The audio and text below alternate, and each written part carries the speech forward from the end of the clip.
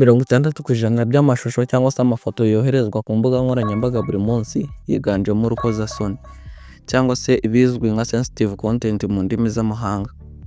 Rero ayo mavidewo ashobora kubangamira abantu mu buryo butandukanye.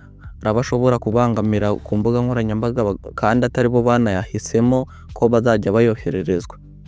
Rero ibi ngibi bigashobora kugira ingaruka nyinshi ku buzima bwa muntu, nako ibyo ntabwo ari byo twajemo. Rero muri ino video ngiye kukwereka uburyo wabasha gukura no sensitive content cyangwa se amashusho y'urukozasoni kuri Facebook. Ku bantu bakoresha Facebook murabizi ko bajya babaha azi ameze gutyo cyangwa se ari amatangazo yo kwamamaza.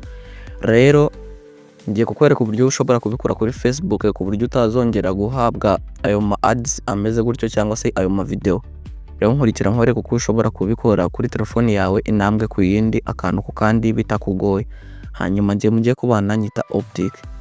Nimba ari bwo kigera kuri ino channel yacu cyangwa se uri mushya hano ngaha, twiyungeho kanda subscribe, nawe utarayikanze ubashe kuyikanda, ndetse like nizere ko wamajije kuyikanda. Igitekerezo cyangwa ikibazo ufite umanuka ugishyira muri comment tuze tukigusubiza.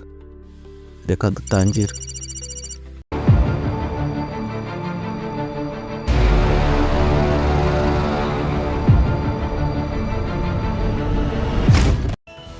Ngaho ufata telefone yawe hanyuma uhite fungura Facebook yawe.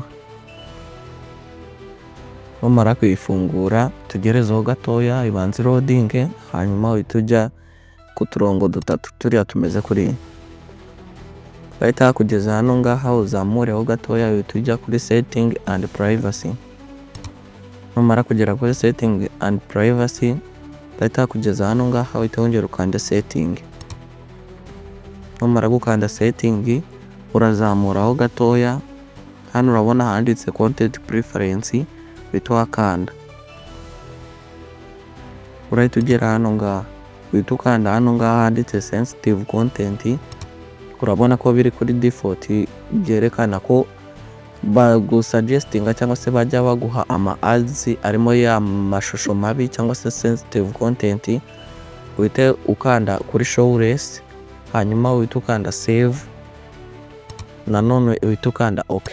Ubwo nyine ano ads wajyaga baguha kuri Facebook kuri account yawe cyangwa se amavideo nk'ayo ngayo ya sensitive content biraba birangiye, nayo zongera kubona.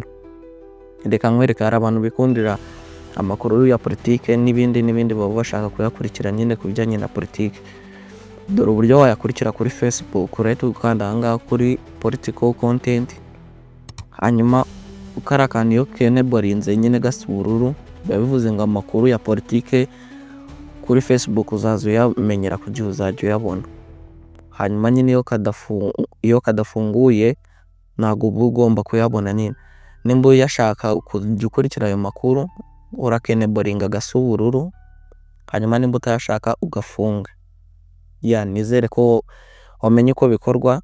Bigerageze rwose kuri phone zose birakora, hanyuma umanuke muri comment umbwire we nimba byakunze. Hanyuma nje mwari muri kumwe na Optic.